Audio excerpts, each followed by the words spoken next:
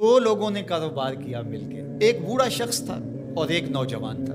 نوجوان جو تھا اس کے بچے تھے اور بوڑھا فارغ البال تھا اور اس کی بس ایک بیوی، اور وہ بات ختم۔ کاروبار انہوں نے کیا کھیتی باڑی کا۔ تو جب کھیتی پک گئی اور اناج کے ڈھیر لگ گئے، اناج کو دو برابر حصوں میں تقسیم کر لیا اور کہا کہ ایسا کرتے ہیں کہ ایک مرتبہ اپنے اناج سے کچھ گندم اٹھا کر کے آپ گھر پھینک آئیں اور میں یہاں پہرا دوں، اور پھر میری باری ہو میں پھینک آؤں اور آپ پہرا دیں۔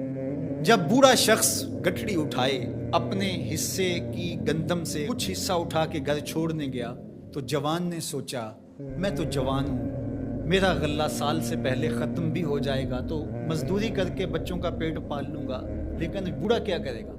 اس نے اپنے حصے سے تھوڑا سا حصہ اس کی جانب اور کر دیا۔ اب بوڑھا بیٹھا اور یہ کوئی تھوڑا سا سامان اٹھا کر کے اپنے گھر منتقل کرنے گیا تو بوڑھے نے سوچا ہم تو دو گھر کے فرد ہیں، ہم تو جیسے بھی گزر اوقات کر لیں گے، اس کا غلہ اگر سال سے پہلے ختم ہو گیا، چھوٹے چھوٹے اس کے بچے ہیں، یہ کیا کرے گا؟ اس نے اپنے ڈھیر سے تھوڑا سا سرکا کے اس کی جانب کر دیا۔ اب ایک پھیرا وہ لے کے جاتا، ایک پھیرا یہ لے کے جاتا۔ جب وہ جاتا تو یہ اپنی جانب سے ادھر کر دیتا، جب وہ جاتا تو وہ اپنی جانب سے ادھر کر دیتا۔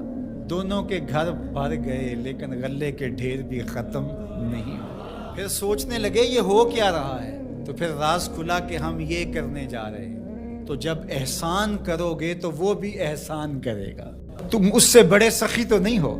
لیکن آج کیا ہوتا ہے، آج اگر دو اکٹھے مل کے کاروبار کر لیں تو بابا جائے گا تو جوان ادھر سے کر لے گا، اور جوان جائے گا تو بابا جی کہیں گے تھوڑا سا میں ادھر سے کر لوں، تو دونوں کے گھر بھی خالی رہیں گے اور غلے کے ڈھیر بھی جلدی چٹکی میں ختم ہو جائیں گے۔